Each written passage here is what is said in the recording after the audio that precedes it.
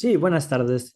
Daremos por comenzada la mesa 14, otros géneros cinematográficos, por inconvenientes de otros ponentes. Iniciaremos primero con la presentación de Una piedra en el camino, más allá del road movie, de la doctora Ileana Díaz Ramírez, doctora en estudios transdisciplinarios en comunicación y cultura por Iconos, Instituto de Investigaciones en Comunicación y Cultura, maestra en comunicación y lenguajes visuales y licenciada en Ciencias de la Comunicación por la Facultad de Ciencias Políticas y Sociales de la Universidad Nacional Autónoma de México. Muchas gracias por su participación en este congreso. Si gusta empezar. Muchas gracias por la presentación y por organizar estos eventos que, bueno, siempre son un esfuerzo por abrir el diálogo. Parece que ya se puede ver, ¿cierto? Sí, ya se puede ver. Solo lo pongo, ahí está. Entonces, bueno, este tema de el road movie ya trae en mi camino una historia larga, es un género al cual le tengo pues mucho aprecio y porque, bueno, es un tema que me interesa y he estado abordándolo en varias ocasiones. Entonces, bueno, me pareció pertinente dialogar un poco, ¿no? Y abrir discusión sobre este género. A mí me parece que, bueno, todas estas charlas, pues son trabajos, ¿no? En progreso y que sinceramente se suman mucho, ¿no? Con la participación de otros compañeros. Entonces, bueno, el objetivo de esta sesión es develar el road movie como un género que abraza a otros, a partir del análisis de algunos ejemplos de nuestra cinematografía, en muy particular tres cintas que ahora haré la referencia, para saber, ¿no? Si las características del road movie se comparten en otros géneros cinematográficos, pues más allá de lo que se dice mucho sobre el viaje del héroe, ¿no? Que bueno, ahí están varios conceptos que quisiera yo platicar con ustedes, ¿no? Bueno, el road movie es un género pues muy influido, ¿no? Se nutre pues, ¿no? Del aislamiento, de la decepción, de la tristeza de la posguerra, porque recordemos que es un género que nace en los años 60, ¿no? Tiene ahí su auge en los años 60 del siglo pasado, con el movimiento hippie, la literatura beat.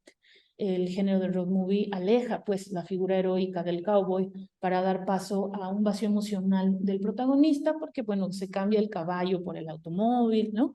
Las pistolas por el volante, y entonces con cintas como Bonnie and Clyde, Easy Rider, y bueno, ya en los años 80 París, Texas, ¿no? En los años 90 Thelma y Louise, o Little Miss Sunshine ya en los 2000, este género, bueno, se consolida como un discurso que basa su diálogo en lo contestatario y en lo rebelde. Entonces, bueno, gracias a esta pues narrativa que comparte, estas inquietudes, ¿no? Que se comparte con otros géneros, bueno, haremos estos cruces, ¿no? Eh, el género de road movie va a contar, ¿no? Narra una historia que en su momento inicial van a ser jóvenes, ¿no? Sobre todo varones, que van a huir de una vivencia pues desagradable o profunda, ¿no? Y se ven empujados a romper con las ideas preestablecidas y bueno, realizan un viaje por carretera, ¿no? Que esa será como una de las grandes características del road movie, que son viajes por carretera hechas en un automóvil, ¿no? O en un vehículo que tenga rueditas, porque incluso tenemos ejemplos como la película de David Lynch de Una historia sencilla de los años 90, que el protagonista, que además ya no es un joven, al contrario, es una persona de la tercera edad, va a recorrer una carretera en busca de su hermano, ¿no? Y lo hace con una podadora. Entonces, bueno, pues también el género se abre evidentemente a otras propuestas y va evolucionando como claramente encontramos en otros géneros, ¿no? Esto no solamente en el road movie. Ahora, en trabajos anteriores, en investigaciones anteriores y en esta ver pues varias cintas del road movie y estarme nutriendo del género, bueno, pues se encuentran estas 4 características constitutivas de este género, ¿no? Que pues igualmente siguen pues este camino o esta ruta, ¿no? De entrada, pues lo que ya platicábamos, esta huida, ¿no? Que el personaje tiene una vivencia muy fuerte, muy crítica, y entonces esto lo empuja, ¿no? A dejar, digamos, como su lugar común o su lugar de confort, y entonces se dirige hacia otro lado, y eso, por supuesto, que va a revelar en él o en ella una crisis, y a veces incluso de identidad. Entonces el protagonista, y eso me parece muy lindo, va a reflejar eso en el entorno, ¿no? O sea, de esa problemática de la que huye. Y entonces, bueno, después en el viaje, en el medio de transporte en el que está, también se va a ver mucho en todas estas vivencias profundas o fuertes que está teniendo. Por eso también en muchas ocasiones en el road movie es importante también la imagen o la compañía del buddy, ¿no? O sea, esta acompañante del protagonista, y se ve como reflejado o espejeado en este protagonista, digo, en este compañero, y entonces muchas veces ambos cambian, ¿no? Su forma de vida. Decíamos que muy en los principios del género, los protagonistas son varones, y esto se va a ir transformando, ¿no? En 1991 con Thelma y Luis, el género vive un cambio importante porque, bueno, las protagonistas son mujeres y por supuesto que también tienen una vivencia monumental ahí, ¿no? Que hace que ese viaje, pues las transforme, que sería como la otra parte, ¿no? Entonces, esta transformación se va a ver en el cambio físico, emocional o espiritual del personaje, ¿no? Que bueno, pues también es interesante porque el automóvil, por ejemplo, se vuelve una especie de crisálida, ¿no? Y ahí en el viaje y en ese automóvil o en ese camioneta o en la motocicleta, ¿no? En la podadora, va a haber una transformación muy interesante, ¿no? Del personaje. Ese es el viaje que va a ser el personaje, lo va a cambiar, ¿no? Entonces, aquí, bueno, un gran autor que hace reflexión sobre este género, Timothy Corrigan, explica que el road movie pues es un discurso efectivamente catártico y que cuestiona lo tradicionalmente establecido, ¿no? Y por lo tanto se convierte en una estructura autorreflexiva, tanto por la huida, ¿no? Esta vivencia que lo empuja hacia afuera, digamos, ¿no? Y la liberación, ¿no? Porque en este juego, digamos, o en este viaje más bien, va a vivir una experiencia en el entorno natural, ¿no? Pero también se va a ver a sí mismo, ¿no? Entonces, eso lo va a cambiar. Algo importante que hay que señalar es que, por supuesto que en el road movie, un protagonista, ¿no? Un personaje más de la película, pues va a ser el entorno, ¿no? La carretera, ¿no? Los paisajes. Y eso también al principio, cuando se inaugura este género, pues los cineastas van a hacer esta demostración, digamos, de las carreteras y los paisajes naturales de los Estados Unidos, porque, bueno, el género nace ahí, ¿no?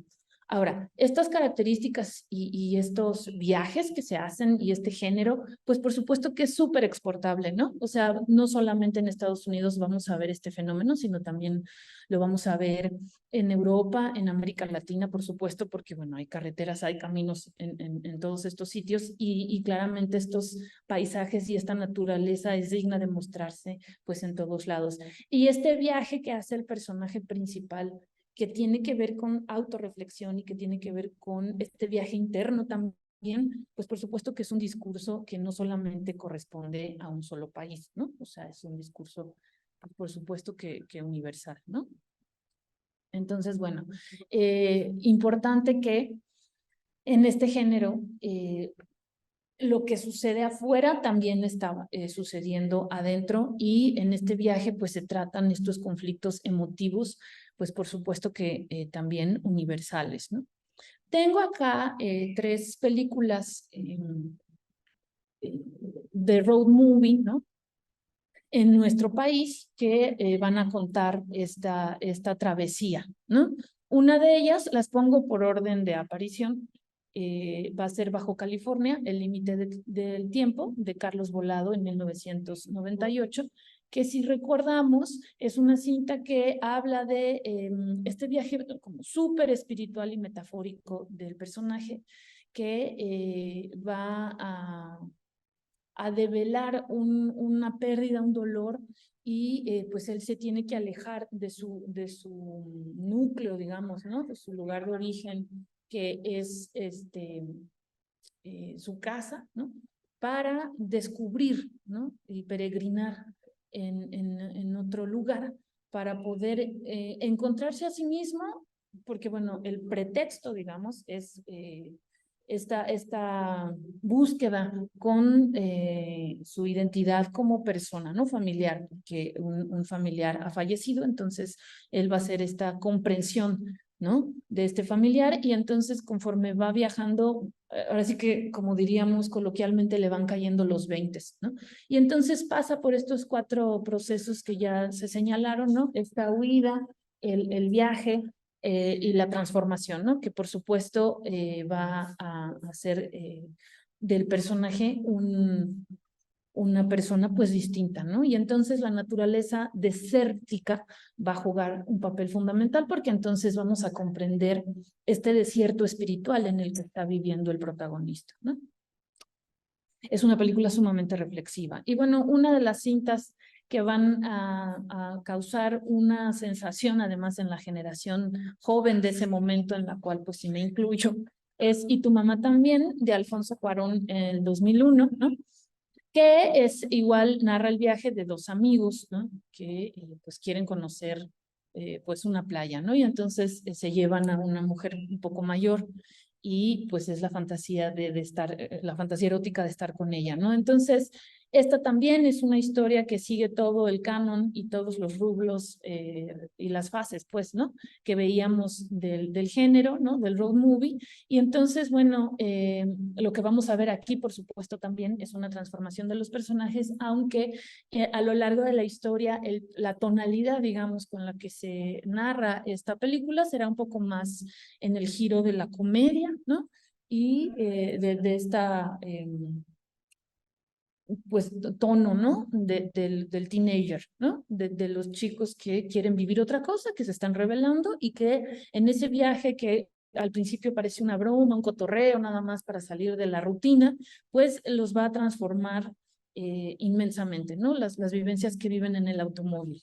Entonces, bueno, y también vemos pues los paisajes más tropicales, ¿no? Porque el tono es distinto a Bajo California, ¿no? Entonces, bueno, pues ahí está la historia de 2 amigos, ¿no? Esta película de Camino a Marte es más reciente, ¿no? Es del 2017, y pongo estos 3 justamente para hacer este enlace con otros géneros, ¿no? En el caso de Bajo California, bueno, pues sí, efectivamente estamos hablando de un cine un poco más autorreflexivo, si se quiere más independiente, ¿no? Con guiños al drama. En el caso de Y tu mamá también, pues con guiños a la comedia, y en el caso de Camino a Marte, con guiños a la ciencia ficción, ¿no? E igualmente aquí los personajes serán transformados por el camino, ¿no? Aquí igualmente vamos a ver imágenes más desérticas, pero también lluviosas, ¿no? Más huracanados, digamos. Entonces, de pronto también guiños a la comedia romántica, ¿no? Porque, bueno, lo que tiene el road movie es que pues se puede adaptar, digamos, a otros géneros, los puede absorber o compartir sin que se pierda la esencia del camino, ¿no? Del viaje, y sobre todo, que es algo muy importante, de la reflexión, aunque sea de manera inconsciente, digamos, de los personajes, pues sí, en el camino, en el viaje, les va a caer el 20, no es el viaje de la vida, digamos. Entonces, bueno, pues ahí también vamos a ver en Camino a Marte el mismo fenómeno, ¿no? El mismo proceso. Entonces, bueno, pues ya para ir cerrando, ¿no? Esta intervención, pues se puede decir que, pues sí, efectivamente, el road movie es un género que natural o orgánicamente es un fenómeno que tiene una naturaleza intertextual, ¿no? Una naturaleza de intergénero, porque como ya habíamos establecido, si bien habla de viajes y de una autorreflexión, pues también va a unir, ¿no? Como una carretera, va a unir varios contextos, culturas, lenguajes, ¿no?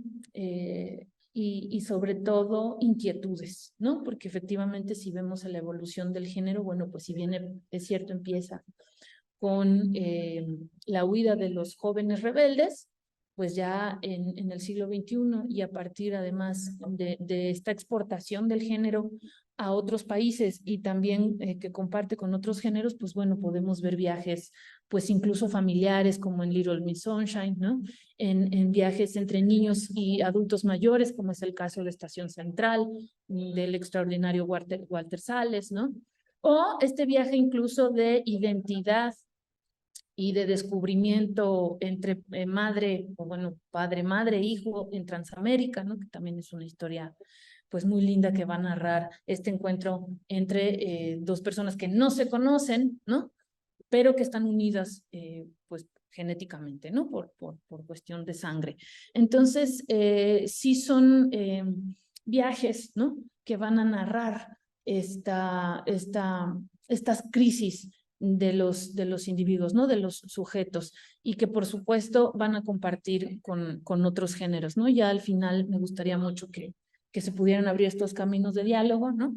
Y platicar, ¿no? Porque bueno, además habría que decir de este género que es, incluso no me atrevo a llevarlo como a un lugar como muy espiritual, ¿no? En estos viajes como muy espirituales que tocan prácticamente el mundo de lo místico, ¿no? Porque ahí hay una unión entre la naturaleza y el individuo, y el pretexto, pues es, como decíamos, el automóvil, ¿no? Entonces, bueno, si se puede prestar a más diálogo, por supuesto que lo revisamos. Les agradezco mucho la atención, ¿no? Y bueno, termino para dar paso a mis compañeros. Muchísimas gracias.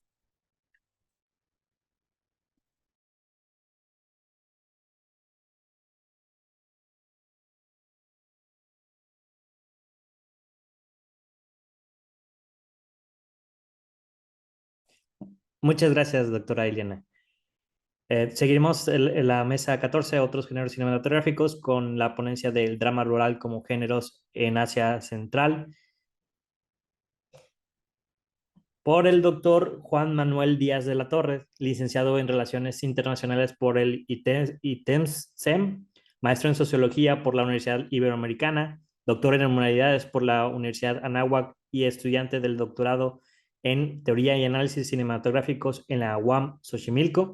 Sus temas de investigación son el cine asiático, sociología del cine, sociología del arte, estudios visuales, teoría de cine y estudios culturales. Tiene la palabra, doctor. Gracias a mis compañeras, compañeros. Ahora voy a compartir pantalla. Aquí está. ¿Ahora se ve la presentación? Sí, se ve, muchas gracias. Ok, perfecto. Bueno, ok.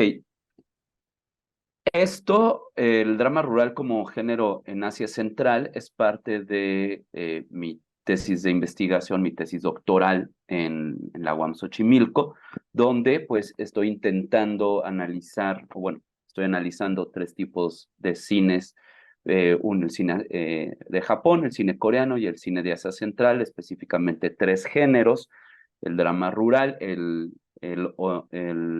la ciencia ficción japonesa y el horror coreano, como forma de representación y para ayudar a, digamos, la transformación de contextos sociohistóricos en la década de los 90, ¿no? De tal suerte que el cine serviría como una forma de referencialidad para los públicos para comprender su contexto y al mismo tiempo pauta para siguientes formación de públicos sucedáneos, ¿no? Otros públicos que más adelante entenderán el contexto de la década de los 90 a partir de estas cintas.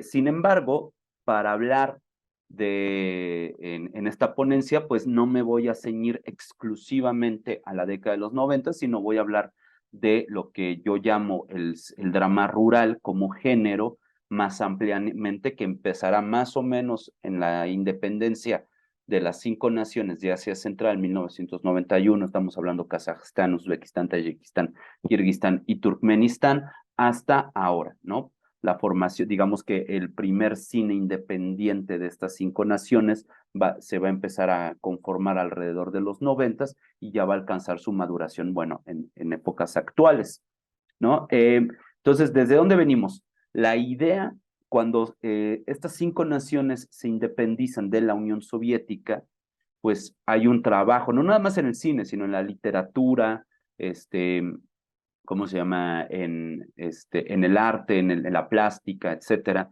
de regresar al pasado y preguntarse quiénes somos, de dónde venimos, ¿no? ¿Quiénes somos después de estos 70 años, 70 y pico de años de ocupación ruso disfrazada de sovietismo? Entonces, la cuestión ahí, inclusive no nada más a partir de 1991, esto lo vamos a ver, inclusive ya desde la percepción o la autopercepción del agotamiento de las estructuras soviéticas, más o menos a partir de 1985, 1986, sobre todo en el marco de las reformas de perestroika y no nada más en Asia Central, sino todo en el bloque soviético. Inclusive si ustedes revisan a lo que está de moda actualmente con la literatura de Europa del Este, pues vamos a ver que son autoras y autores que están reflexionando sobre estos últimos años de la Unión Soviética, ¿no? Dubravka Ugrešić, ¿no? Hablando de las antiguas repúblicas yugoslavas, qué es lo que pasa con este agotamiento entre, por ejemplo, Valentina Sobresi en Moldovia, que hay un rescate de este mundo que ha desaparecido, ¿no? Entonces es un poco regresar a voltear a ver qué es lo que está pasando o lo que ha pasado los últimos 70 años para encontrar la identidad de Asia Central, ¿no? Entonces, bueno, para quien no sepa, porque siempre ayuda bastante, porque Asia Central al final no es una región muy conocida en México y sinceramente somos pocas las personas que estudiamos la región. Bueno, pues esto estamos más o menos hablando de esta región, ¿no? Kazajstán en el norte, Turkmenistán, Uzbekistán, Kirguistán y Tayikistán. Claro, es un poco azarosa porque al final, pues muchas veces se estudia el Cáucaso, Georgia, Azerbaiyán, Armenia, un poco el norte de Irán, Afganistán, China, Pakistán, ¿no? Entonces, hay una raíz ahí cultural que de hecho, pues yo mismo voy a publicar un capítulo sobre el cine de Asia Central soviético en un libro editado por la Universidad de Colima, en donde aclaro precisamente todas estas corrientes y cuáles son, digamos, la composición histórico-cultural, porque no es nada más, es muy compleja la región y tenemos que hablar o se tendría que hablar de los elementos, por ejemplo, culturales, musulmanes, de los idiomas pantúrquicos cercanos al turco, etcétera, ¿no?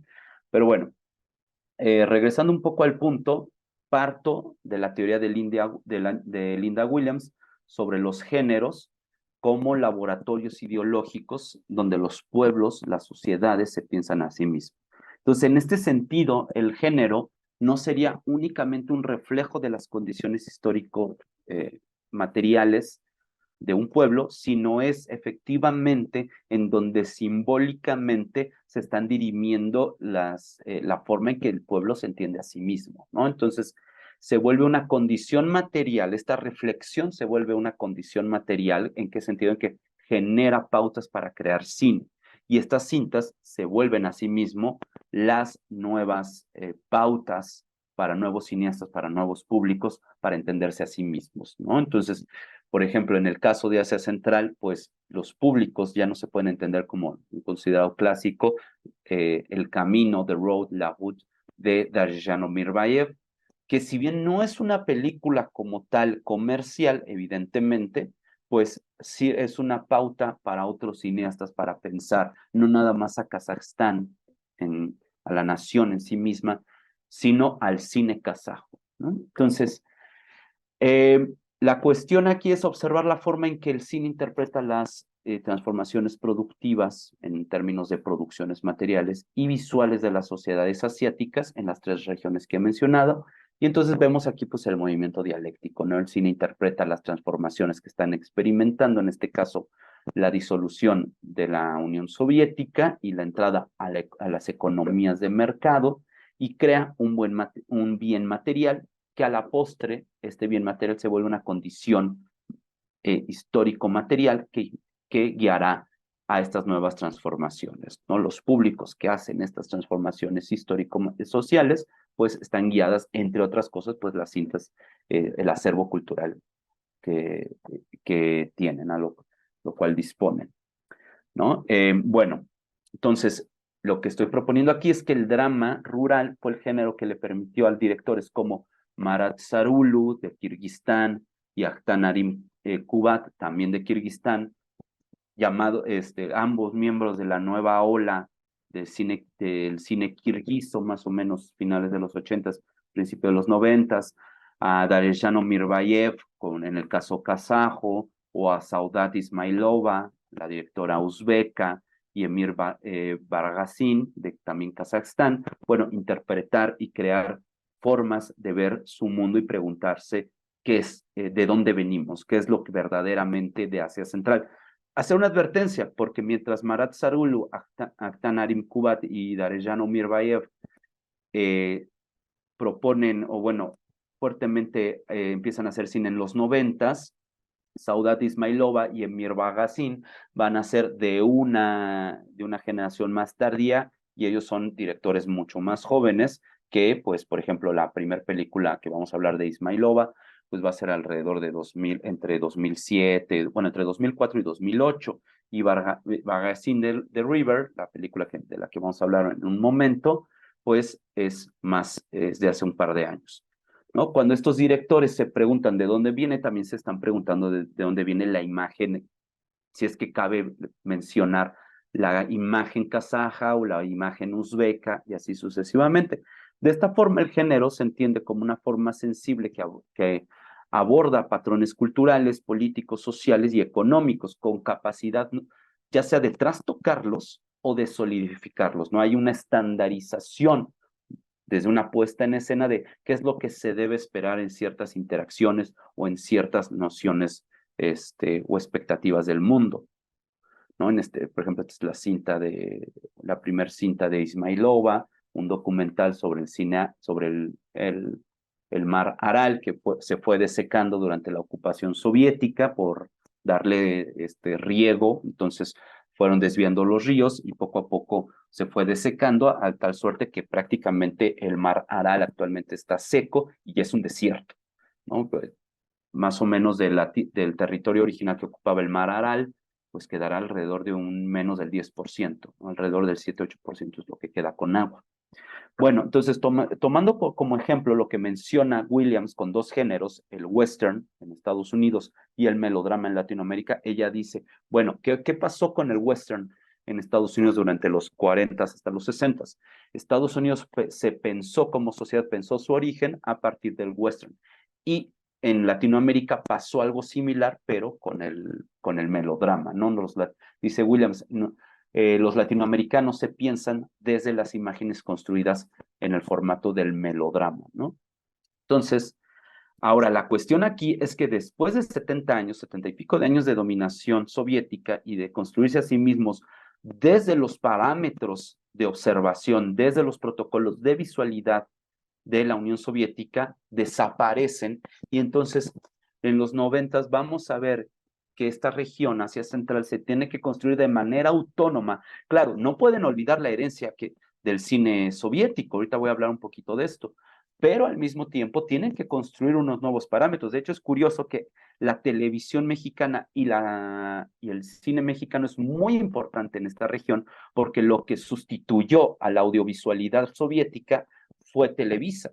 Y entonces amigos kazajos crecieron escuchando el español mexicano con telenovelas juveniles. Y entonces mucha gente de mi generación, yo tengo 38 años, gente que nació en los 80s y creció en los 90s, pues creció viendo las novelas como RBD y todo este tipo de cosas, ¿no? Entonces, y siguen siendo muy importantes a tal suerte que hay una generación de kazajos y uzbecos que saben español o que aprendieron español, ¿no? Entonces, esta mezcla de imágenes ha generado una nueva forma de ver el mundo, ¿no? Entonces, en este caso, va a ser el género del drama rural. Entonces, ¿cuál es o lo que yo estoy llamando el drama rural? Es un drama cuyo contexto se centra en una aldea, ¿no? O en un lugar completamente aislado. En la mayoría de las cintas, la ciudad no aparece, simplemente como idea en contraposición del contexto de donde se desarrolla. Estamos hablando de cintas como The Road, como Dareshano Mirbayev. Y es curioso con la ponente anterior, porque mi primera apuesta era que el road movie era este género, digamos, que empezó a nacer, pero poco a poco lo cambié por el drama rural, porque no en todas las cintas se embarcaban en un viaje físico. Muchas de las cintas que analizo en realidad giran en torno a una pequeña aldea, a una pequeña locación, y sobre todo el centro de la familia como el centro del drama de los personajes, ¿no? Entonces estamos hablando en Kazajistán, bueno, The Road de Dareshano Mirmayev y The River de Emir Baygazin, Adopted Son, que es el póster que estamos viendo de Akhtar Narim Kubat, o Songs of the Southern Sea de Marat Sarulu, y bueno, ya mencioné el documental Aral Fishing in an Invisible Sea de 40 Days of Silence y The Haunted, ¿no? Que cada vez las tres son de Saudat Ismailova, pero lo que hace la directora es que cada vez, sobre todo en The Haunted, ya vemos un abandono casi por completo de la pretensión narrativa. Entonces, ¿qué es lo que vemos? Por ejemplo, aquí esto es un fotograma de 40 Days of Silence de Ismailova, su cinta de 2014, que apenas acaba de estar, de hecho, en su retrospectiva en la Cineteca. Bueno, vemos películas que son altamente contemplativas, grandes planos generales para ubicar en tiempo y espacio, ¿no? Aprovechan mucho porque se filma en locación, entonces se aprovecha mucho, ya sea la montaña por lo general en el caso de Ismailova o en el caso de Dareshano Mirbayev o de Emir Baygazin, la planicie, ¿no? Esta idea del terreno como un personaje más que va a enmarcar las interacciones del resto de los personajes, ¿no? Entonces, por lo general es la montaña o la planicie, largos paneos, hay un ritmo lento, es un montaje lento y hay tomas y secuencias largas, ¿no? No es un cine fácil en este sentido porque mucho tiene que ver con el movimiento naturalista de los personajes en contraposición de ya sea la montaña o la planicie, ¿no?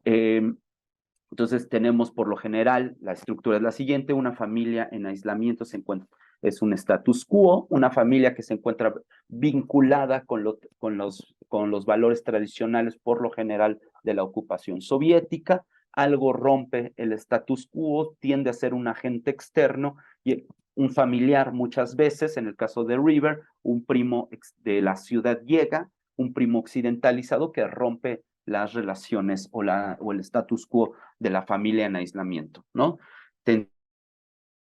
Moderno y lo tradicional, entre lo nacional y lo extranjero, entendiendo lo extranjero particularmente como lo ruso y lo europeo, y entonces, por lo general, un personaje que tiende a ser un hijo o hija de la familia, se replantea quién es y empieza a adoptar otros patrones generando tensión, ¿no? Entonces, el personaje se disloca de lo tradicional a la tensión mencionada.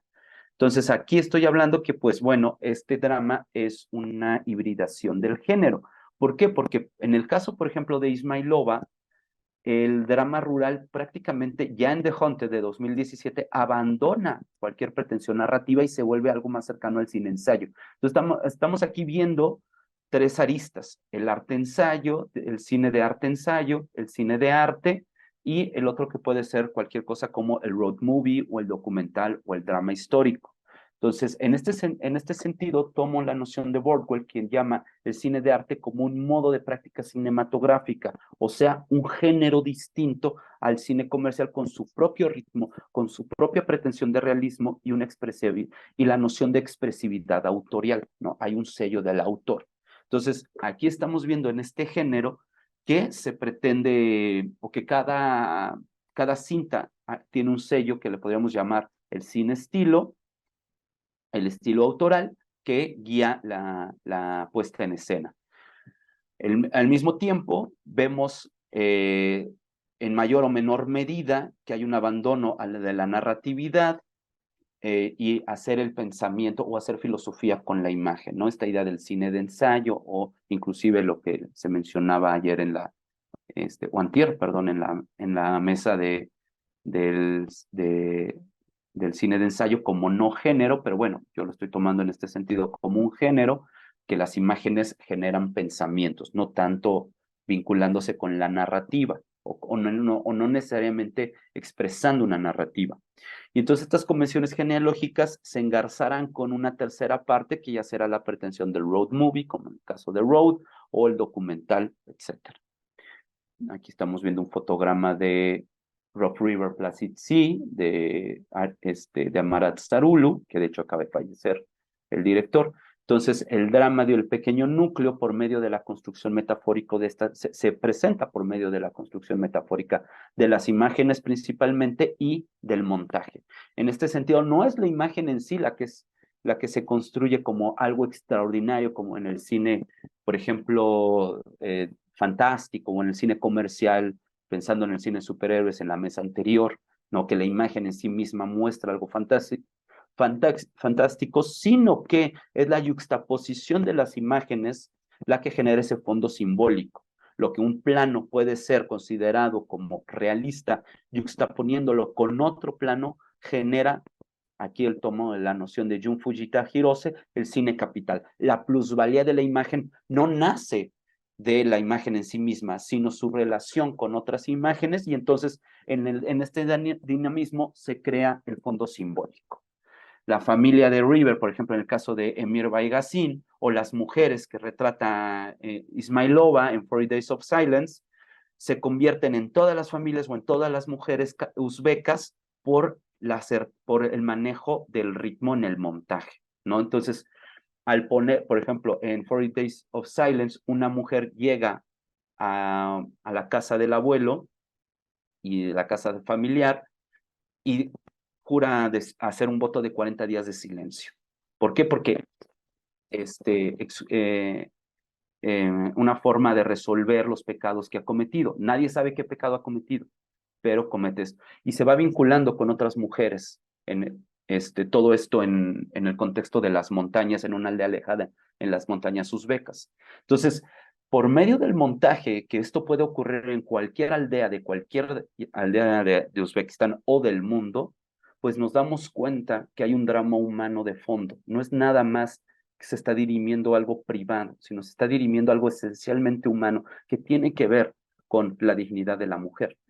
O, por ejemplo, en el caso de Rough River Placid Sea de Marat Sarulu, aquí están dos de los tres personajes principales, tres hermanos, que en realidad están representando a tres tipos de ciudadanos, tres tipos de habitantes de Kirguistán, ¿no? Que se vuelven una metáfora de cuál es el futuro del país, ¿no? Vamos a seguir creyendo en las ideas, en los regímenes pasados como el hermano mayor, vamos a volvernos rebeldes y a occidentalizarnos como el hermano menor, y así sucesivamente, ¿no? Entonces, el drama es un poco dialogando con lo que habían hecho el cine ruso, en este caso, por ejemplo, el género del Western, o el llamado el salvaje este, que es un poco la respuesta soviética de los 60s y 70s al western, en donde por lo general en estas cintas vemos a un ruso europeizado de Moscú o de San Petersburgo que se le asigna la tarea de ir al salvaje este, a Uzbekistán, a Kazajstán, como un funcionario soviético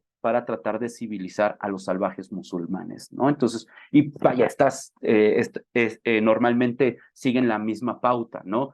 El villano es alguien que sigue las tradiciones musulmanas, es un uzbek, un kazajo, un kirguizo, que se quiere aferrar a las viejas tradiciones musulmanas salvajes, y el moscovita tiende va a tener que liberar al pueblo de este salvaje, ¿no? De este tirano salvaje, bárbaro, y se va a quedar con una hermosa mujer que se van a liberar las cadenas, normalmente representada por el velo, normalmente en estas películas hay un momento en donde la mujer se quita el velo y acepta el ideario soviético, y termina con el agente externo, ¿no? Con el representante de la civilización moscovita.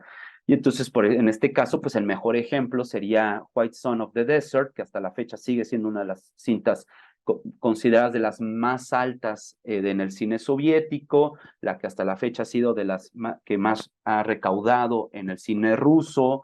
Es uno de los clásicos, ¿no?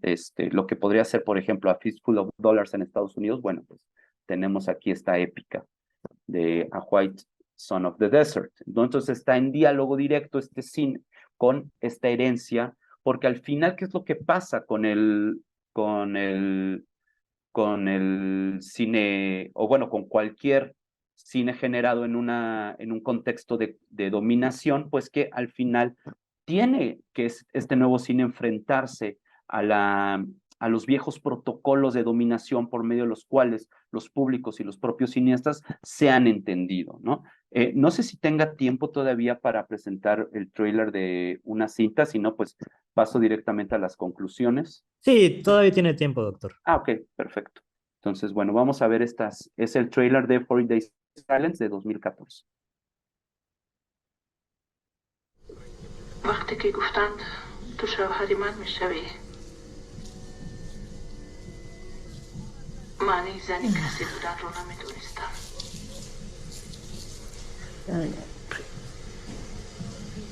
این پسر رو خوب میدونم. شبهایی که با تو بودم میترسیدم، نمیفهمیدم که چرا عذاب میدهی.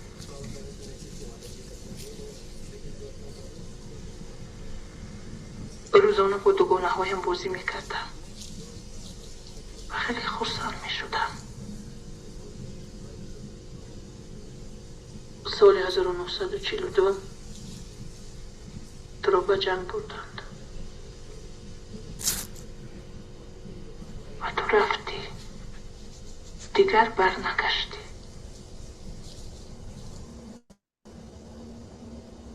همون ماشینی بارکش چپه شد و تو هلاک گشتی.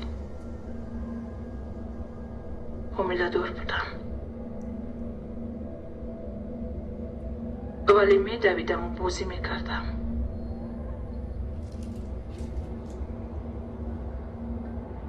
تولد کردم، نارسیده بود، مرد. کودک رو یاد ندارم، زیرا فرصت کم بود. در 17 سالگی زیبا و با قوت بودم. مرا بار دویم به شوهر دادند. تو باشی زن مرده و بی‌فرزند. به من گفتند که دختری جوان نباید تنها باشد. من چیم؟ می توانستم بگویم و بکنم. تو مرا از زادگاهم، از ریشه هایم کندی. مجبورم کردی که در میان این کوه زندگی کنم تا که تو صاحب یگانه من باشی. تو مرا به مردم، به زنان، به کودکانمون و حتی به آرزوهایم رشک میکردی. تو مرا برای خنده های بلندم و گشتاری آزاد و سبکم میزدی. همیشه میترسیدی که من تو رو میپرتویم به شهر که جای من بود میروم. ولی من کجا میتوانستم روم؟ من میخواستم که تو مرا مهربانی کنی. بعد تو بیمار شدی. تو هر روز تا روزی مرگت بیرحمانه مرا میزدی. تو درجه میزدی که گویا آخرین بار باشد. شاید میخواستی که تو را فراموش نکنم، ولی من حتی بوی تو را فراموش کردم. تو مردی بودی که همیشه جوان میموند، ولی مرا پیرزن ساختی که آژانگی هم در رویش نداشت.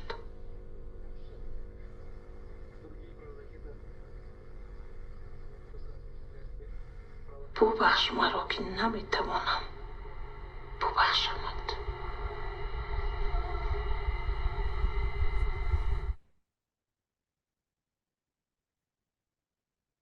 ¿Ok? Entonces, ese fue el tráiler y como podemos ver, pues es una muestra clara de los elementos de los que mencionaba. Son cintas que se filman en locación, inclusive aprovechando pues, ya la existencia de aldeas o de casas. Hay una pretensión inclusive, no me gusta llamarle de realismo, sino de naturalismo, porque no es que pretendan dar una noción de que esto es real, sino que esto es natural. Así es como esto puede, no es que esto haya ocurrido, sino es que esto puede ocurrir en cualquier parte de Uzbekistán, Kazajstán y así sucesivamente. Entonces, Darejano Mirbayev lo ha dicho, prefiero no intervenir el espacio que voy a filmar, ¿no? Entonces, echa a mano lo que ya está dado. Entonces, en esta suerte la idea es retratar. No es que se retrate una anécdota en particular, sino retratar una condición natural de los sujetos, ¿no? O en este caso, pues de la nación misma. Entonces, de esta forma, el drama de la vida rural no es otra cosa más que el drama total de los pueblos de Asia Central, del Estado-nación. O sea, es solamente un ejemplo de lo que se está dirimiendo. Sobre todo pensando que todavía la mayoría, en países como Kazajstán, la mayoría de los habitantes está, o había estado viviendo hasta los últimos 10 años, había estado viviendo en el campo, en ámbitos rurales. Lo que ha sucedido es que poco a poco ha habido una industrialización y entonces se están moviendo a las ciudades. Pero vemos un contexto profundamente rural. Es así como el género se vuelve una forma en la que las sociedades centroasiáticas se narran a sí mismas tratando de desembarazarse, tratando de desaparecer los protocolos de autorreferencialidad que los pueblos, que el gobierno soviético les había dado, que esto es más o menos algo que ocurre en mayor o menor medida en todos los pueblos que fueron conquistados, ¿no? ¿Sabes qué? Yo te entiendo, yo te voy a dar unos patrones de autorrepresentación, pero son los parámetros del conquistador, ¿no? Y entonces todos los pueblos que hemos sido conquistados nos entendemos como nos dijeron o como en algún punto alguien le dijo al pueblo conquistado que se iba a entender. Entonces, y esto es muy cierto, y es también, por ejemplo, que también en la anterior tesis de doctorado, traté el cine georgiano, y es cuando, y también ahí lo detecté, esta noción de cómo los georgianos se entendieron desde los patrones de visualidad, desde el poder colonizador, que sería la Unión Soviética. Y también me parece que ocurre lo mismo o hasta cierto grado en el cine latinoamericano, ¿no? Que lo que pasa es el cine es intentar desembarazarse de estos protocolos de autopercepción que dieron las potencias para crear los propios, ¿no? Entonces hay una competición entre dos géneros comprendidos como las sensibilidades, entre el Western, netamente soviético, moscovita, europizado, contra este nuevo drama rural. Entonces el nuevo género implicaría una construcción de una nueva sensibilidad materializada en estas nuevas películas. Bueno, por mi parte sería todo y bueno, quedo al pendiente si tienen alguna pregunta o comentario. Muchas gracias. Muchas gracias, doctor.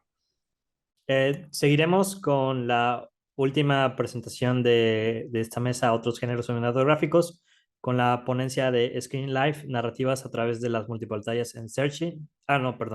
Taxonomía en el subgénero de cine y escuela. La ponencia de la doctora Rosa Erlinda se cambió a la mesa 4 de ayer, Film Noir.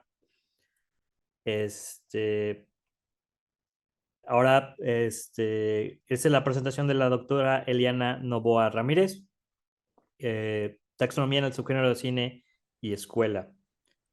La doctora Eliana Novoa Ramírez es docente e investigadora universitaria, doctora en educación y magíster en comunicación social con mención en investigación en comunicación por la Universidad Nacional Mayor de San Marcos, licenciada en periodismo por la Universidad Jaime Bausate y Mesa. Su tesis es de maestría globalización de la industria cultural y su impacto en la publicidad para niños. Obtuvo el segundo puesto en el concurso nacional de tesis de posgrado organizado por la Asamblea Nacional de Rectores y que fue publicada, coautora de los libros Metodología de la Investigación Científica, publicada por Ediciones de la Universidad. Tiene la palabra, doctora. Buenas tardes con todos, estimados colegas. Voy a proyectar lo que va a ser hoy día mi ponencia. En primer lugar, agradeciendo la participación con todos ustedes. El tema que yo he desarrollado para esta ponencia, taxonomía en el subgénero de cine y escuela, formó parte justamente de lo que ha sido un capítulo de mi tesis doctoral, ¿no?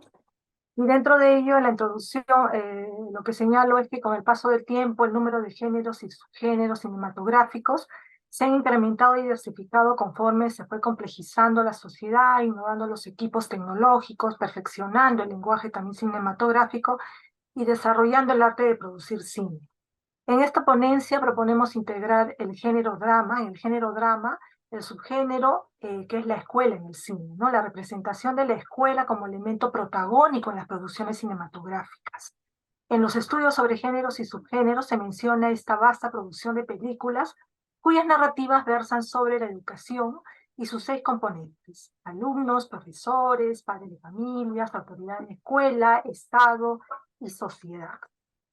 La presente taxonomía de género, de subgéneros de películas toma en cuenta un elemento importante del lenguaje cinematográfico, que es el conflicto dramático. El conflicto es una contradicción, un enfrentamiento entre intereses, objetivos distintos que expresan 2 o más personajes que aspiran a lograr objetivos contrarios. Lo que distingue a las películas es la naturaleza del conflicto, ¿no? Quienes intervienen en el conflicto, el tipo de conflicto, clímax o crisis, ¿no? Que se expresa o cómo se resuelve también ese conflicto. El conflicto puede estar en cualquier momento del film, incluso puede expresarse varios conflictos, pero en la base de todo drama está el conflicto principal, porque todo el argumento gira alrededor de él, desde el inicio hasta la resolución final. Una situación de conflicto no implica necesariamente actos de violencia, no física. Esa violencia puede ser psíquica, ideológica, pero siempre hay que entender que el conflicto es acción. En las películas cinematográficas que hemos seleccionado, observado y analizado, se han identificado 8 conflictos dramáticos. Conflicto entre escuela y alumnos, entre profesor y alumnos, conflicto entre alumnos, conflicto entre padres de familia y escuela, conflicto entre padres de familia, escuela y alumnos, conflicto entre profesor y escuela, conflictos internos o subjetivos entre el profesor o también en los alumnos, y finalmente el conflicto externo, ¿no? Que tiene que ver también con el contexto histórico social. El primer conflicto es entre la escuela y los alumnos, ¿no? En internados escolares ocurren las mutuas agresiones entre los alumnos y de sus resistencias contra todo tipo de autoridades. Constituyen mecanismos de sobrevivencia en un mundo agresivo, autoritario, y también son muestras de rebeldía, de desquite, una venganza contra la verticalidad de poderes fácticos de la sociedad que los oprime, los margina y los desprotege, ¿no? Entre las películas que se encuentran acá, ¿no? Que ilustran esta primera clasificación, se encuentra Cero en Conducta, ¿no? De Jean Vigo, y que precisamente en este caso, ¿no? Aborda el tema de cómo en un internado hay un grupo de estudiantes que se rebelan contra sus autoridades y que, de acuerdo a Gourven, este film es una representación crítica, simbólica, ¿no? De los estamentos de la sociedad francesa, subrayando el lado grotesco, ¿no? De las jerarquías y también de sus ridículas, ¿no? Formas protocolarias.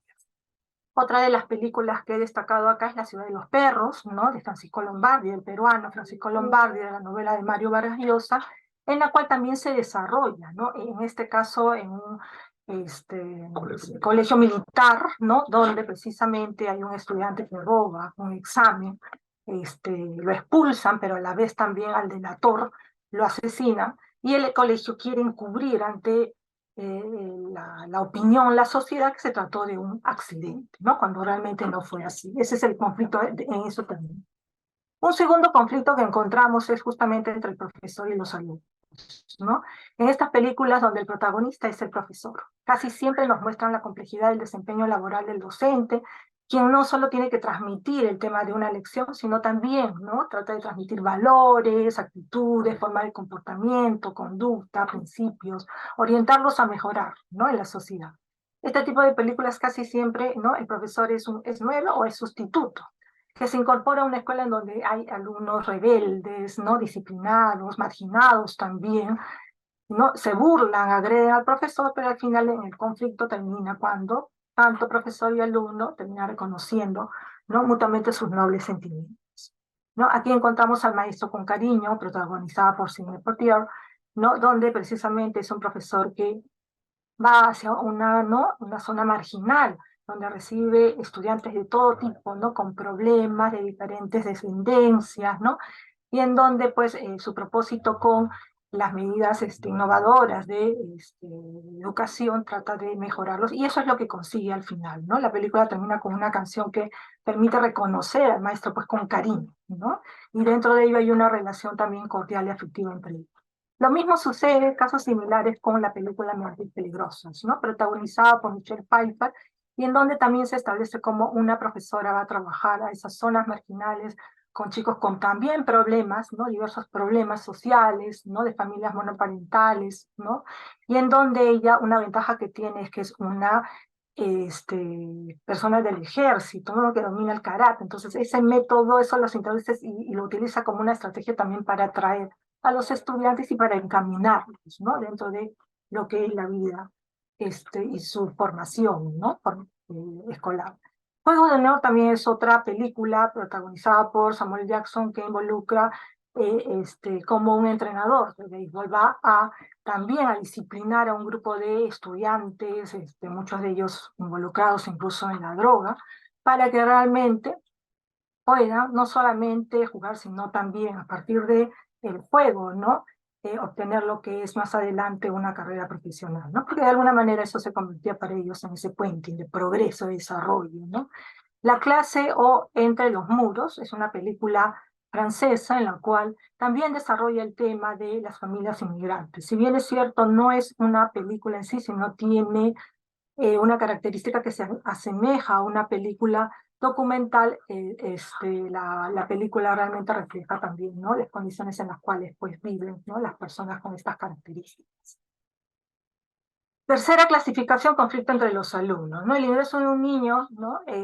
Por primera vez en una escuela es una vivencia casi traumática, ¿no? Se encuentra desprotegido, ya no está la protección de la madre, se siente observado, es agredido, ¿no? Y cuando son adolescentes, estos muestran conductas conflictivas, ¿no? Porque perciben que entre ellos existen diferencias sociales, raciales, culturales, o porque pertenecer a familias también monoparentales o disfuncionales, ¿no? Eso los lleva a una carencia de afecto, de reconocimiento e identidad, ¿no? Estas diferencias y carencias motivan las contradicciones en sus conductas inestables, violentas y anárquicas, en donde los vínculos de amistad y lealtad son muy frágiles, ¿no? Y en fin, aquí encontramos películas como el caso de El Colegial, que podría ser considerada de 1927, ¿no? La primera película cuyo argumento se centra en lo que es la escuela y en donde se ve la rivalidad de un chico inteligente, ¿no? Y de otro, fortachón, ¿no? El deportista, que pelean por el amor de una mujer, ¿no? Al final el conflicto se da cuando realmente la chica con la cual compite, ¿no? Acepta al intelectual, al chico estudioso, ¿no? El joven Torles también es, bueno, en este caso es una película alemana, que realmente en este caso recrea la opresión que ocurre en los adolescentes, sobre todo, ¿no? En un internado militar, ¿no? Y en donde precisamente en este caso hay un joven al cual agreden constantemente, este joven incluso ha robado y por ese motivo es expulsado, ¿no? Y a la vez el joven Torles, pues era simplemente un espectador de todo este bullying que le hacían, decidía simplemente pedir a su mamá que lo retiren de ese sistema, ¿no? Del colegio, ¿no? Ese sistema autoritario. Otra de las películas es La clase, una película de Estonia, ¿no? Y en este caso es donde se representa realmente el bullying que se ejercía contra un estudiante llamado Joseph y un compañero que lo defendía, ¿no? Acá el conflicto es trágico porque termina en la cual ellos planifican un tiroteo y de esa manera, como ocurre hoy día, el reflejo de varios, ¿no?, casos, arman un tiroteo donde matan, ¿no?, a un montón de estudiantes, ¿no?, de donde ellos estudian. Otra clasificación que encontré fue el conflicto entre padres de familia y la escuela. No siempre la escuela es aprobada por la sociedad, por múltiples razones es considerada innecesaria, ¿no? La educación es considerada como una pérdida de tiempo y esfuerzo porque los niños y jóvenes asisten a ellas por varios, ¿no?, años. La escuela es también vista como una institución peligrosa, puede ser hasta subversiva, proponer valores y conductas de cambio social. La información que transmite puede convertirse en conocimiento, en la capacidad de conocer objetivamente los problemas de la realidad no social y tratar de afrontarlos, solucionarlos y afectar intereses también de determinados grupos de poder tradicional. Aquí encontramos la película El Profe, comedia mexicana, ¿no? Protagonizada por Mario Moreno Cantinflas, y en donde precisamente se ve como un profesor, ¿no?, de la ciudad va hacia una escuela rural, donde aparentemente es recibido por las autoridades, los grupos de poder que aceptan, pero en el fondo no es así. Y es ahí donde encuentra el rechazo también de los padres de familia, de los estudiantes, ¿no?, por, en este caso, aceptar, ¿no?, la formación que les venía a impartir este nuevo profesor.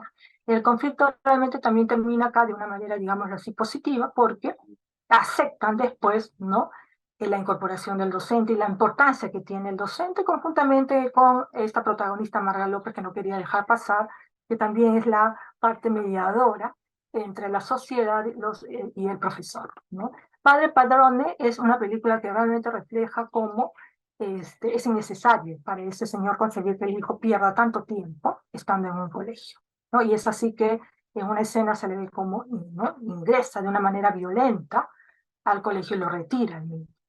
La historia transcurre y el conflicto termina cuando el hijo logra tener ya una mayoría de edad, se asimila al ejército y ahí estudia una carrera profesional y se vuelve exitoso, ¿no? Entonces, de alguna manera tiene ahí algo positivo.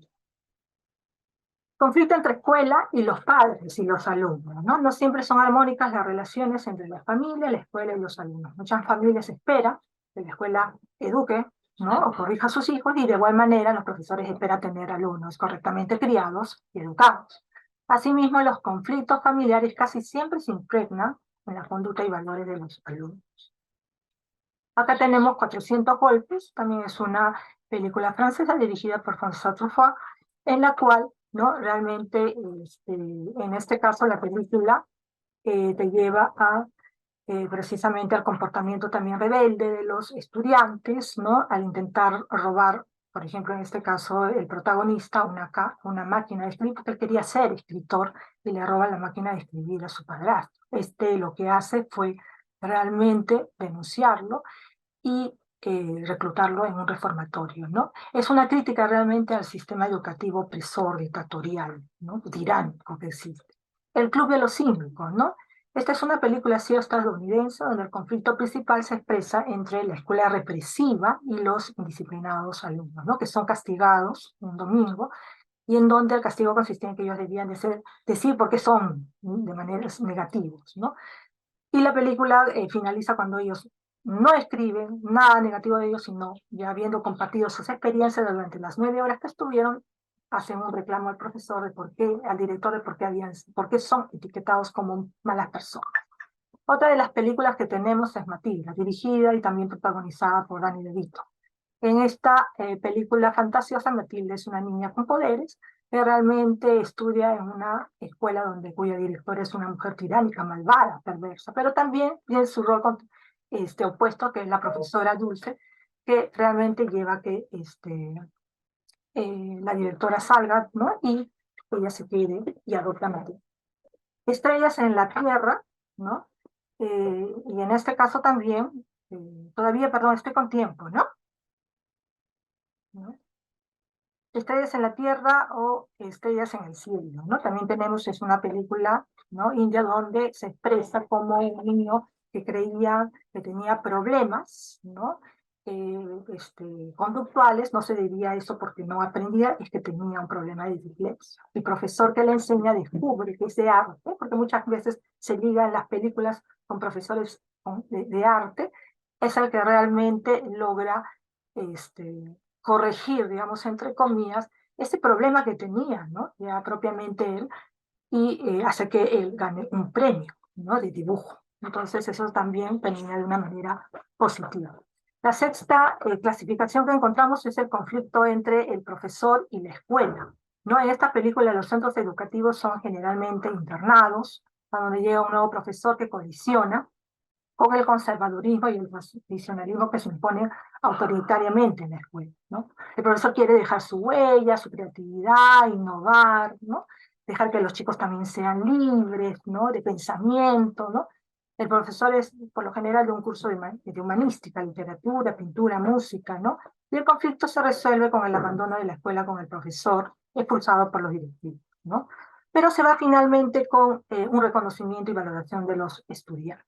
Aquí tenemos la película La Sociedad de los Poetas Muertos, ¿no?, protagonizada por Robin Williams, quien llega justamente a un internado religioso para realmente, con su propuesta de didáctica, de pensamiento crítico y libre, ¿no?, hace que un estudiante pues realmente sea un pupilo, un seguidor que decide dedicarse a la actuación, pero tiene el rechazo de su padre, ¿no? Y este conflicto se anuda con el suicidio del estudiante, que es el motivo por el cual finalmente la historia termina cuando al profesor lo expulsan, pero tiene el reconocimiento de sus estudiantes. Lo mismo sucede con La Sonrisa de Mona Lisa, que va también a un internado de mujeres, donde las chicas eran preparadas para ser buenas amas de casa, buenas madres de familia, ¿no? Y logra incluso que una de ellas logre ingresar a la universidad, pero finalmente no puede ser y también no es contratada, porque justamente ven pues la forma de enseñar que no es la adecuada para la época. ¿Qué sucede en este caso con el séptimo conflicto interno subjetivo en el profesor y también en el alumno, ¿no? Los escolares son muy sensibles y emotivos en el proceso de adaptación y convivencia grupal. Es frecuente que en ellos problemas de conducta de identidad, ¿no?, de orden emocional y afectivo. La observación de los profesores es fundamental para identificar estos desajustes, ¿no?, o trastornos, para su intervención y tratamiento si es grave o complejo, para derivarlo oportunamente a un especialista. Pero también pueden surgir conflictos internos en el mundo subjetivo del profesor que lo puede dañar gravemente. En este caso también tenemos la película Ángel Azul, protagonizada por Marlene Dietrich, ¿no?, y en la cual se logra ver pues el conflicto interno de un profesor, ¿no?, el mundo interior, ¿no?, de la conciencia de un prestigioso profesor, ¿no?, riguroso, ¿no?, pero que se enamora, ¿no?, previamente de una bailarina cabaretera, en la cual después termina solo y abandonado, ¿no?, dentro de esa obsesión que tuvo por la bailarina. La Ola también es una película que retrata en este caso un experimento que realiza un profesor con sus alumnos acerca de, en este caso, las ideas anarquistas, ¿no?, totalitarias, ¿no?, y que en la medida que va viendo cómo los alumnos pueden ser manipulados, ¿no?, en este caso con el experimento el profesor les demuestra la facilidad, ¿no?, que puede ocurrir, ¿no?, ante estas ideas en la medida pues, que son engañados, ¿no? Ahora, dentro de esto también tenemos El Profesor Lazar, ¿no? Esta es una película canadiense con esta actriz, en ese entonces todavía niña, Sophie Mills, que precisamente se aborda el tema de cómo hay un conflicto realmente trágico, ¿no? Dos estudiantes chicos de primaria logran ver cómo su maestra se suicida, se cuelga, ¿no? Se ahorca. Y este profesor que viene es el sustituto, ¿no? Pero este profesor también viene con conflictos porque es un argeliano, ¿no?, que escapa de su país, en donde su mujer o su esposa la habían asesinado, ¿no? Entonces ahí se viven estos dos, ¿no?, paralelamente estos dos conflictos entre los niños y ellos, pero en el proceso van desarrollando pues sentimientos, ¿no?, de solidaridad, de unión. Y el octavo, en este caso conflicto, es el externo en el contexto o en el cual se ubica también la escuela. La escuela no es una isla, está relacionada con un mundo que existe más allá de las paredes del aula. La escuela es una institución que forma parte de un entorno social e histórico. No puede desligarse de los diversos factores externos que gravitan sobre ella, sobre los alumnos, profesores, padres de familia y la propia institución educativa. Pueden ser las precarias condiciones socioeconómicas de las familias cuyos hijos son los alumnos en la escuela, como también puede ser la coyuntura, ¿no? En un conflicto bélico, los que determinan el origen del conflicto que surge y se expresa a nivel contextual, e influye significativamente en la existencia de la institución educativa. Aquí, por ejemplo, sí tenemos la película Adiós muchachos, es una película francesa, ¿no?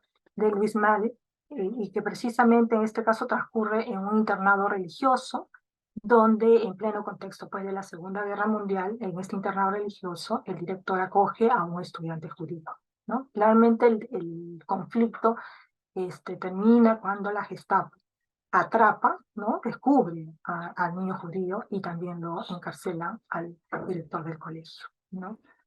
Hoy empieza todo, ¿no? Es una película también francesa de Bertrand Tavernier, y que precisamente el entorno, el contexto tiene que ver con un pueblo minero, ¿no? Con una crisis económica, una pobreza, familias incestuosas, crisis, desocupación, ¿no? Y en donde más bien aquí en esta película sí se puede rescatar que el centro educativo se convierte en una institución protectora de los niños, ¿no? Entonces, esa es la parte en la cual tenemos, y a la vez, también tenemos esta película del profesor. Esta sí es una película estadounidense protagonizada por Andrew Brody, y en donde precisamente este es un profesor que también, ¿no? Va hacia una escuela donde los estudiantes tienen problemas, son marginados. Él mismo también tiene un problema propiamente familiar.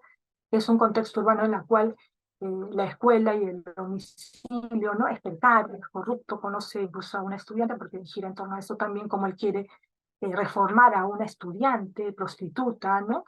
Y el conflicto, principal, se desarrolla, se expresa entre los problemas pues, económicos, morales y sociales, ¿no? La ladrona de libros es una película protagonizada también por Sophie Mills y Jeffrey Rush, en la cual también se enmarca en la Segunda Guerra Mundial, ¿no?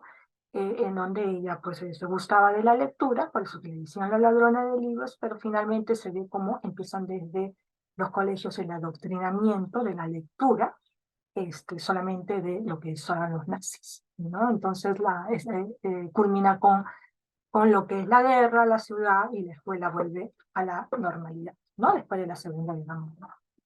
Bien, aquí muestro, en este caso, está la representación de lo que vendría a ser todos los argumentos que yo encontré, ¿no? Dentro de lo que acabo de exponer con las películas que también les acabo de exponer. Aquí concluyo, con el análisis crítico del mensaje se ha logrado identificar el conflicto principal en las estructuras narrativas de las películas, y con esta información se ha establecido una taxonomía de filmes que conforman una tipología cinematográfica del subgénero de la escuela en el cine del género drama. La presente taxonomía de este subgénero permite clasificar y ordenar las producciones cinematográficas referidas a la escuela, de acuerdo a las contradicciones que se expresan entre sus integrantes como sujetos protagónicos. En esta clasificación, la escuela es considerada en la cinematografía como una ventana donde observamos los conflictos de la sociedad, ¿no? La determinación del conflicto como factor determinante para especificar los límites de la naturaleza de cada subgénero contribuyó para comprender que en la base de la estructura narrativa de la compleja y diversa temática de cada film está la unidad contradictoria de la escuela y de la sociedad. Entonces, bueno, en eso consiste mi disertación. Muchas gracias.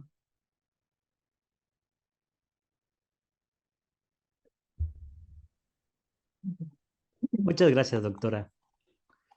Bueno, ahora daremos un espacio para cualquier comentario o pregunta que los estudiantes quisieran realizar a los ponentes.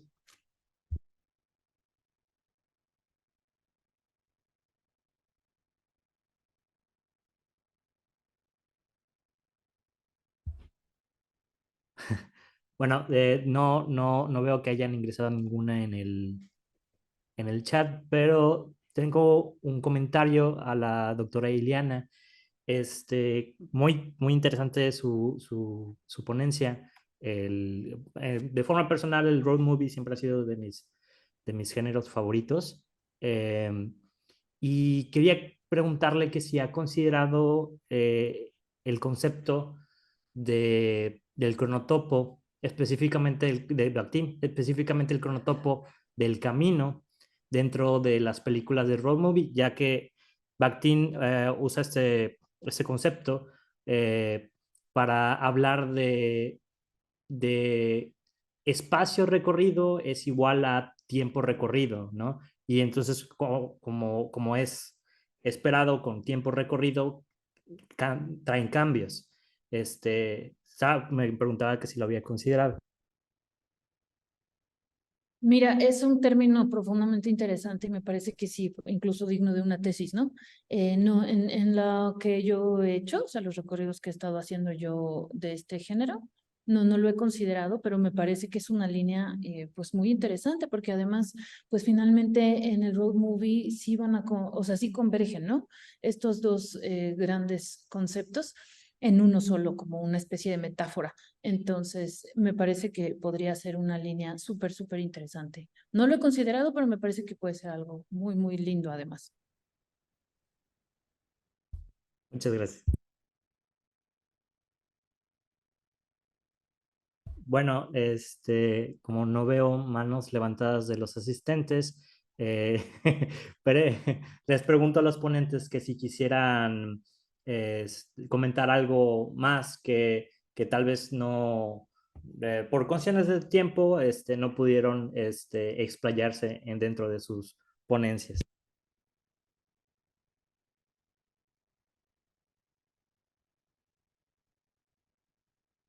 Bueno, parece que no. Bueno, daremos como concluida la mesa 14, otros géneros cinematográficos. Muchas gracias a todos los ponentes por su trabajo, por compartir con nosotros su trabajo que requiere mucho tiempo y esfuerzo. Bueno, damos por concluida esta mesa. Muchas gracias. Muchas gracias. Muchas gracias. Adiós. Gracias.